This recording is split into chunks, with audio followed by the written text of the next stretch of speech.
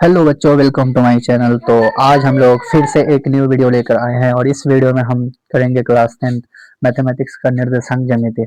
इस वीडियो में हम करेंगे 15 इंपॉर्टेंट क्वेश्चन जो कि चैप्टर नंबर 7 से रिलेटेड है और वो टॉपिक पे हम क्वेश्चन करने वाले हैं जो जिस टॉपिक से आप लोग को बोर्ड एग्जाम में क्वेश्चन आता है। ठीक है, तो आप लोग देख सकते हैं कि 15 इंपोर्टेंट पीवाईक्यूज है और इसी टाइप के बेसिस पे आप लोग के जो है से बोर्ड में क्वेश्चन आने वाला है। ठीक है, तो सबसे फर्स्ट क्वेश्चन की तरफ हम चलेंगे और हमारा स्क्रीन पर ये देखिए फर्स्ट क्वेश्चन आ गया है। हमारा फर्स्ट क्वेश्चन बोल रहा है कि एक्स निर्देशांक को क्या कहते हैं। देखिए, हमेशा आप लोग याद रखिएगा कि इस चैप्टर्स में आलेख की जरूरत होती है। तो हमेशा एक ये देखिए हॉरिजॉन्टल लाइन और वर्टिकल लाइन, इसको हम हॉरिजॉन्टल लाइन को हम जो है से एक्स एक्सिस बोलेंगे और वर्टिकल लाइन को जो है से वाई एक्सिस बोलेंगे। और एक्स निर्देशांक ये हमारा जो लाइन गया है, ये वाला लाइन, इसको हम एक्स निर्देशांक बोलेंगे। एक्स निर्देशांक को हम भुज कहते हैं और वाई निर्देशांक को वाई वाई निर्देशांक को हम कोटि कहते हैं। एक्स को हम बोलेंगे भुज एंड वाई निर्देशांक को हम बोलेंगे कोटि। ठीक है, तो आप लोग इसको ध्यान में रखिएगा ताकि एग्जाम में यह क्वेश्चन बार बार पूछा जाता है। तो एक्स निर्देशांक को हम क्या कहेंगे, भुज कहेंगे। तो इस तरीके से फर्स्ट क्वेश्चन का जो सही ऑप्शन हो जाएगा वो ऑप्शन नंबर बी इसका करेक्ट आंसर हो जाएगा। ठीक है, तो अब चलते हैं क्वेश्चन नंबर सेकंड पर। दूसरा नंबर क्वेश्चन में हमारा बोल रहा है कि y अक्ष का समीकरण होगा। तो देखिए y अक्ष का समीकरण क्या होता है। तो y अक्ष पर जो होता है ना, देखिए y अक्ष का निर्देशांक सबसे पहले हम समझते हैं। तो y अक्ष का जो हमारे पास निर्देशांक होगा वो 0, x होता है, सॉरी 0, y होता है। y अक्ष का निर्देशांक 0, y होगा। ठीक है, तो देखिए हमें इसमें y अक्ष का जो समीकरण होगा वो x बराबर 0 हो जाता है। x बराबर 0, तो कह सकते हैं कि इस क्वेश्चन का सही ऑप्शन जो हो जाएगा वो ऑप्शन नंबर बी इसका करेक्ट आंसर हो जाएगा। ठीक है, तो अब चलते हैं नेक्स्ट क्वेश्चन पर। हमारा नेक्स्ट क्वेश्चन ये बोल रहा है कि एक्स अक्ष का समीकरण होगा। तो एक्स अक्ष का जो जो पहले देखिए वाई अक्ष का निर्देशांक हमने आपको बताया कि 0, y और एक्स अक्ष का निर्देशांक x, 0। ठीक है, तो वाई अक्ष पर एक्स का जो वैल्यू रहेगा वो 0 रहेगा और एक्स अक्ष पर वाई का जो वैल्यू रहेगा वो 0 रहेगा। तो एक्स अक्ष का जो समीकरण हमारे पास जो हो जाएगा वो एक्स बराबर 0 हो जाएगा। तो तीसरा नंबर क्वेश्चन का भी सही ऑप्शन जो हो जाएगा वो ऑप्शन नंबर बी इसका करेक्ट आंसर हो जाएगा। अब चलते हैं क्वेश्चन नंबर 4 की तरफ। हमारा क्वेश्चन नंबर 4 बोल रहा है कि x, 0 किस किस अक्ष का निर्देशांक है। तो हमने अभी बताया कि x, 0 जो होता है वो एक्स अक्ष का निर्देशांक होता है और 0, y जो होता है वो y अक्ष का निर्देशांक होता है। तो हमारे पास x, 0 वाला पूछ रहा है, तो x, 0 जो है से वो एक्स अक्ष का निर्देशांक होगा। तो इस क्वेश्चन का भी सही ऑप्शन जो हो जाएगा वो ऑप्शन नंबर बी इसका करेक्ट आंसर हो जाएगा। ठीक है, तो अब चलते हैं क्वेश्चन नंबर 5 की तरफ। हमारा क्वेश्चन नंबर 5 बोल रहा है कि कार्तीय तल में स्थित किसी बिंदु 3, -4 के कोटि का मान होगा। देखिए 3, -4, हम अभी आप लोग को बताए हैं कि एक्स अक्ष को हम भुज बोलेंगे और वाई अक्ष को हम कोटि बोलेंगे। ये आप लोग हमेशा ध्यान रखिएगा। एक नंबर का क्वेश्चन ये कंफर्म इस टाइप का क्वेश्चन आता ही आता है कंफर्म आप लोग को। तो वाई अक्ष को हम कोटि बोलेंगे। तो आप लोग देख सकते हैं कि इसमें जो है 3, -4 में एक्स का निर्देशांक 3 है और वाई का निर्देशांक -4 है। अब वाई वाले को हमने कोटि बोला है, कोटि पूछ रहा है, तो वाई का जो मान है वो -4 है। तो हम कह सकते हैं कि कोटि का मान जो है वो -4 हो जाएगा। तो इस तरीके से क्वेश्चन नंबर 5 का सही ऑप्शन ऑप्शन नंबर ए इसका करेक्ट आंसर हो जाएगा। अब चलते हैं क्वेश्चन नंबर 6 की तरफ। हमारा क्वेश्चन नंबर 6 बोल रहा है कि कोई बिंदु 4, 0, यहाँ पे देखिएगा 4, 0 है, 4, 0 किस तल में हो, किसी तल में है हो, तो वह बिंदु किस अक्ष पर होगा। तो याद रखिएगा कि वह जो बिंदु हो जाएगा, हमेशा याद रखिएगा x, 0 एक्स अक्ष वाला है और 0, वाई वाई अक्ष वाला है। तो देखिए 4, 0 जो हो जाएगा वो एक्स अक्ष से रिलेट करता है क्योंकि एक्स का मान यहाँ पे 4 है और वाई का मान 0 है। तो हम कह सकते हैं कि ये जो बिंदु हो जाएगा 4, 0 वो एक्स अक्ष पर स्थित है। तो इस तरीके से 6 नंबर का क्वेश्चन का सही ऑप्शन जो हो जाएगा वो ऑप्शन नंबर सी इसका करेक्ट आंसर हो जाएगा। अब चलते हैं क्वेश्चन नंबर 7 की तरफ। हमारा क्वेश्चन नंबर 7 बोल रहा है कि 4, 3 किस पाद में स्थित है। तो आप लोग याद रखिएगा एक आलेख में जो होता है वो चतुर्थांश होता है, जिसको हम ये देखिए ये हमारा फर्स्ट होता है, फर्स्ट पाद, सेकंड पाद, उसके बाद ये थर्ड पाद, उसके बाद ये फोर्थ पाद। तो उसी तरीके से बोल रहा है 4, 3 जो है वो किस पाद में स्थित है। तो आप लोग याद रखिएगा कि ये जो होता है हॉरिजॉन्टल लाइन, इसको एक्स एक्सिस, तो एक्स एक्सिस ये जो इसको बोलते हैं हम मूल बिंदु। ये जो 0, 0 इसका निर्देशांक होता है तो इसको हम बोलते हैं मूल बिंदु। एंड मूल बिंदु का जो नियामक होता है वो 0, 0 और मूल बिंदु से हमारे दाहिनी तरफ जो होता है वो x + x होता है। प्लस में x होता है। उसी तरीके से मूल बिंदु के लेफ्ट में जो होता है वो माइनस का x, बाएं में। उसी तरीके से मूल बिंदु के ऊपर में हम प्लस y बोल देंगे, तो फिर से हम बता दे रहे हैं यहाँ पे प्लस y हो जाएगा एंड प्लस y एंड नीचे में जो हो जाएगा वो माइनस का y हो जाएगा। ठीक है, तो आप लोग याद रखिएगा कि फर्स्ट पाद में जो हो जाएगा वो हमेशा प्लस प्लस रहेगा, और सेकेंड पाद में जो रहेगा वो देखिए पहले x में जाएंगे उसके बाद y में जाएंगे, तो सेकेंड पाद में माइनस प्लस हो जाएगा। उसी तरीके से थर्ड में देखिए पहले x में जाएंगे उसके बाद y में जाएंगे, तो माइनस ऑफ माइनस हो जाएगा। उसी तरीके से इसमें देखिए माइनस माइनस हो गया थर्ड पाद में। उसी तरीके से फोर्थ में हम जाएंगे तो पहले x उसके बाद y, तो प्लस और माइनस हो जाएगा। तो उस तरीके से आप लोग देख सकते हैं कि 4,3 जो है वो दोनों प्लस प्लस में है। जब प्लस प्लस में है तो फर्स्ट पाद है, तो इस तरीके से हम कह सकते हैं कि 4,3 जो है वो प्रथम पाद में स्थित है। तो इस तरीके से क्वेश्चन नंबर 7 का सही ऑप्शन जो हो जाएगा वो ऑप्शन नंबर ए इसका करेक्ट आंसर हो जाएगा। ठीक है, तो आई होप कि आप लोग को ये समझ में आलेख वाला जो है पाद वाला समझ में आ गया होगा। आप अच्छे से इसको कीजिएगा, यहाँ से भी एक क्वेश्चन कंफर्म आता ही आता है। ठीक है, अब चलते हैं हम क्वेश्चन नंबर 8 की तरफ। हमारा क्वेश्चन नंबर 8 बोल रहा है कि कोई बिंदु 0,6 किसी तल में है तो वह बिंदु स्थित होगी।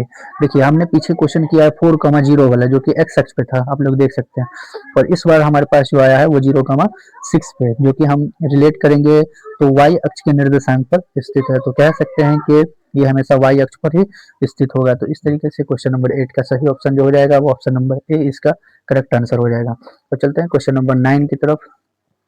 क्वेश्चन नंबर 9 में बोल रहा है कि कार्तीय तल में स्थित 8, माइनस का 9 कोटि में कोटि का मान होगा। देखिए x अक्ष को भुज, y अक्ष को कोटि, y अक्ष से रिलेट करेंगे तो माइनस का 9 निकल रहा है, तो कोटि का मान माइनस का 9 हो जाएगा। तो इस तरीके से क्वेश्चन नंबर 9 का जो हो जाएगा सही ऑप्शन जो हो जाएगा वो ऑप्शन नंबर 9 हो जाएगा। ठीक है, तो आई होप कि आप लोग को क्वेश्चन नंबर 9 भी सही समझ में आ गया होगा। अब चलते हैं क्वेश्चन नंबर 10 की तरफ। हमारा क्वेश्चन नंबर 10 बोल रहा है कि बिंदु 2√3 और कॉमा माइनस का 2 सॉरी माइनस का √2 किस पाद में। अपने हम अभी आप लोगों को हमने समझाया कि ये एक्स एक्सिस एंड ये वाई एक्सिस जो होता है वो चिन्ह पर डिपेंड करता है। इधर हमने बताया था कि प्लस एक्स होता है, इधर माइनस ऑफ एक्स, इधर माइनस ऑफ वाई, और ऊपर में प्लस ऑफ वाई। ठीक है, प्लस का वाई। ठीक है, तो आप लोग याद रखिएगा। हमने फिर से एक बार बता देते हैं कि ये एक्स एक्सिस एंड ये अगर वाई एक्सिस है तो इधर हमने प्लस एक्स रखा, इधर माइनस एक्स, इधर माइनस का वाई, और ऊपर में हमारे पास प्लस का वाई। तो देख सकते हैं कि आप लोग जो है से इसमें फर्स्ट पाद में जो होता है वो प्लस प्लस होता है, इसमें जो है से हमारे पास माइनस माइनस और प्लस होता है, और इसमें माइनस माइनस होता है। ठीक है, और इसमें प्लस माइनस होता है। तो आप लोग देख सकते हैं कि 2√3 और माइनस का √2 में सबसे पहला प्लस में है उसके बाद माइनस में है, तो प्लस माइनस चिन्ह कौन से स्थिति में है, तो देख सकते हैं फोर्थ में प्लस माइनस है। तो हम कह सकते हैं कि सॉरी इसका डी ऑप्शन मिसिंग है, तो कह सकते हैं कि इसमें चतुर्थ पाद में ये स्थित है।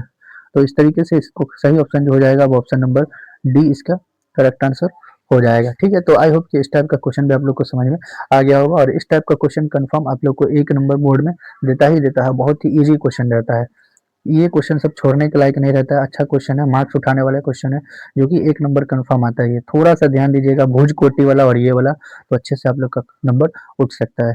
अब चलते हैं क्वेश्चन नंबर 11 की तरफ। हमारा क्वेश्चन नंबर 11 बोल रहा है कि निम्न में मूल बिंदु का नियामक होता है। आप लोगों को हमने बताया कि ये जो होता है X axis and Y axis वाला, तो फिर से आपको हम लोग समझा देते हैं कि ये हॉरिजॉन्टल लाइन होता है जो कि एक्स एक्सिस बोला जाता है, और ये वर्टिकल लाइन होता है जिसको हम वाई एक्सिस बोलते हैं। ठीक है, तो और ये दोनों बिंदु जो हॉरिजॉन्टल लाइन और वर्टिकल लाइन जहाँ पे कट करता है उसी को हम बोलते हैं मूल बिंदु इसको बोला जाता है। ठीक है, तो आप लोग को याद रखिएगा। कभी कभी क्वेश्चन में पूछा जाता है कि एक्स अक्ष और वाई अक्ष के कटान बिंदु को कहते हैं, तो आप लोग को याद रखिएगा एक्स अक्ष और वाई अक्ष के कटान बिंदु को हम मूल बिंदु बोलेंगे, और इसका जो नियामक हो जाएगा वो 0,0 होगा। तो पूछ रहा है कि मूल बिंदु का नियामक कौन है, तो देखिए मूल बिंदु का नियामक 0,0 यानी ऑप्शन नंबर बी इसका करेक्ट आंसर हो जाएगा। ठीक है, तो अब चलते हैं क्वेश्चन नंबर 12 की तरफ। हमारा क्वेश्चन नंबर 12 बोलता है कि बिंदु x, y की दूरी मूल बिंदु से होगा। देखिए मान लेते हैं कि ये 0,0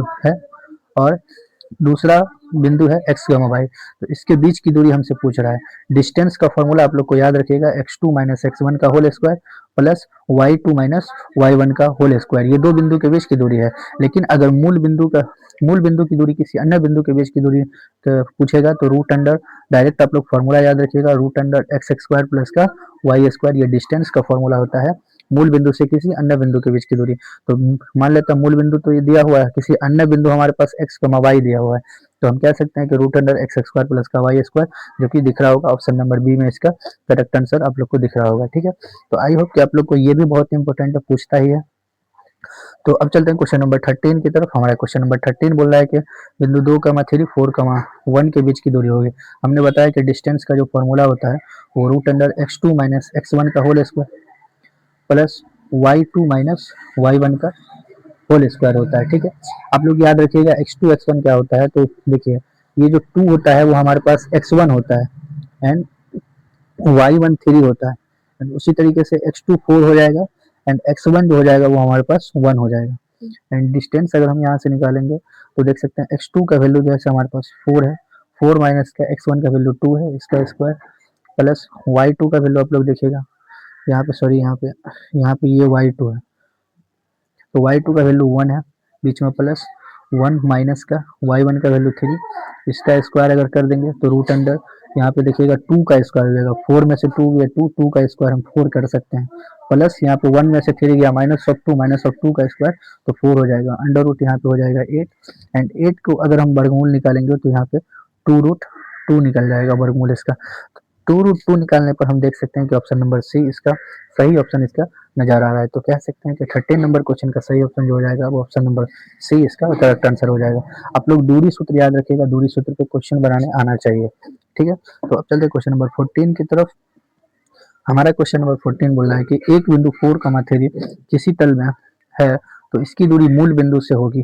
देखिए मूल बिंदु से हमने बताया किसी अन्य बिंदु से और मूल बिंदु के बीच की दूरी जो होता है वो X square plus Y square हो जाता है। ठीक है, तो आप लोग याद रखिएगा X square plus Y square जहाँ हुआ तो एक्स वाई क्या हो जाएगा, जो बिंदु हमारे पास दिया हुआ है जैसे कि 4,3, तो 4 को हमने मानना है एक्स एंड 3 को हमने मानना है वाई, तो इस तरीके से अगर हम निकालेंगे तो एक्स का वैल्यू 4 का स्क्वायर 16 एंड वाई का स्क्वायर 3, 3 का स्क्वायर 9, तो D is equal to under root 25, and 25 का आप लोग को मालूम है कि 5 जो है इकाई होता है, जो कि ऑप्शन नंबर डी इसका करेक्ट आंसर हो जाएगा। ठीक है, तो आई होप कि आप लोग को 14 नंबर क्वेश्चन का भी 14 नंबर क्वेश्चन भी समझ में आ गया होगा। अब चलते हैं क्वेश्चन नंबर 15 पर।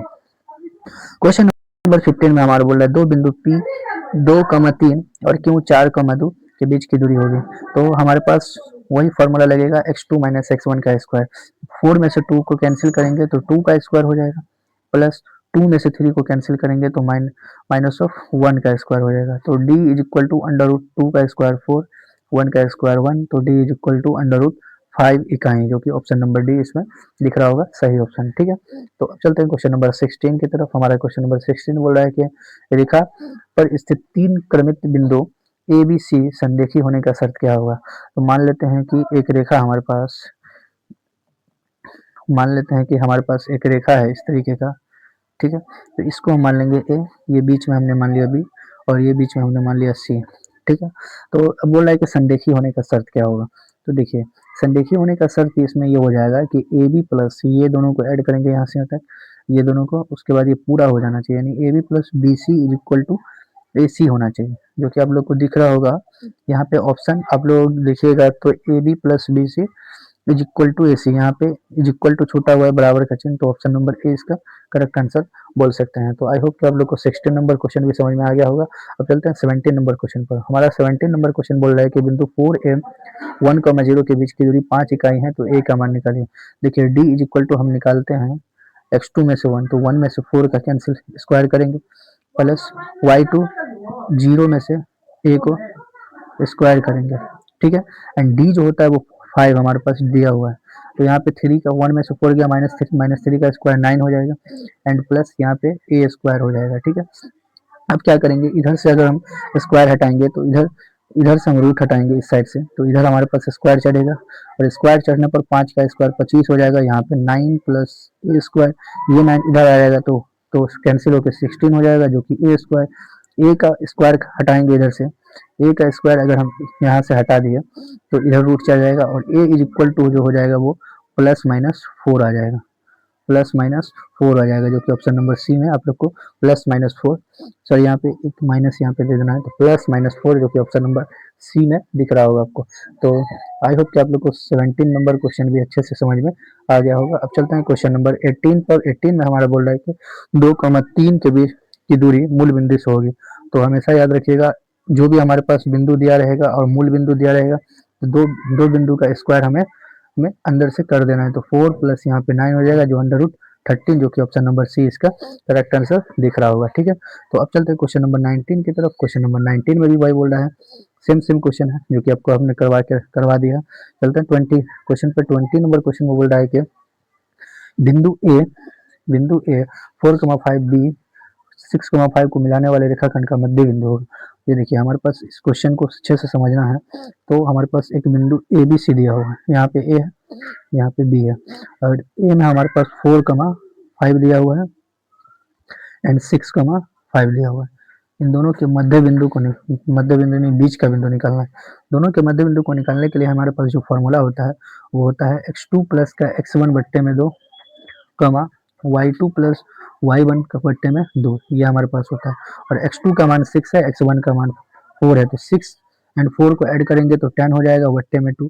उसी तरीके से y2 का मान 5 है, इसका y1 का 5 है, तो 5 और 5 को अगर हम ऐड कर देंगे तो यहाँ पे भी हमारे पास 10 हो जाएगा बट्टे में 2। 2 से 2 कैंसिल हो जाएगा, तो यहाँ से 5,5 जो कि ऑप्शन नंबर बी में दिख रहा होगा इसका करेक्ट आंसर। ठीक है, तो आई होप कि आप लोग को मध्य बिंदु का जो फॉर्मूला होता है वो आप लोग को समझ में आ गया होगा, और किस तरीके से निकाला जाता है वो भी आपको समझ में आ गया होगा। अब चलते हैं क्वेश्चन नंबर 21 पे। 20 नंबर पे बोल रहा है कि 2, माइनस का 4 और 4, माइनस 2 को मिलाने वाले रेखाखंड का मध्य बिंदु का नियामक होगा। सेम टू सेम है, हम क्या करेंगे, x2 में x1 को जोड़ देंगे, विच मीन्स के हम क्या करेंगे कि 4 प्लस का 2 कर देंगे बट्टे में 2, और उसी तरीके से माइनस ऑफ 2 को जोड़ देंगे माइनस ऑफ 4 से और बट्टे में 2 कर देंगे। यहाँ से तो हो जाएगा 6/2, और इसको अगर हम करेंगे तो प्लस माइनस माइनस और माइनस माइनस प्लस, तो माइनस ऑफ 6/2 करेंगे तो 3, और इसको कैंसिल करेंगे तो माइनस ऑफ 3। तो मध्य बिंदु का जो फॉर्मूला निकला, मध्य बिंदु का जो नियामक निकल रहा है वो 3, माइनस का 3, जो कि आप लोग को सी में ऑप्शन नंबर सी में इसका करेक्ट आंसर दिख रहा होगा। तो आई होप कि आप लोग को 21 नंबर क्वेश्चन तक समझ में आ गया होगा। अब चलता है 22 नंबर क्वेश्चन पे, जो कि हमारा लास्ट क्वेश्चन होने वाला है। ठीक है, बहुत ही अच्छा क्वेश्चन है। बोल रहा है ए बी वृत्त का व्यास है तथा वृत्त के केंद्रक 2, माइनस का 3 तथा बी के निर्देशांक 1,4 है, तो ए के निर्देशांक होना चाहिए। देखिए, हमारे पास ये एक वृत्त है, तो वृत्त गोल होता है हमेशा, और व्यास हमारे पास ये दिया हुआ है, ए बी वृत्त का व्यास है, तो ए बी मान लेते हैं वृत्त का व्यास है। ठीक है, बीच में केंद्रक होता है, तो केंद्रक का नियामक हमारे पास 2,3 दिया हुआ है, बी का 1,4 दिया हुआ है, एंड ये जो है से 2,3 दिया हुआ है, तो इसका मान लेते हैं।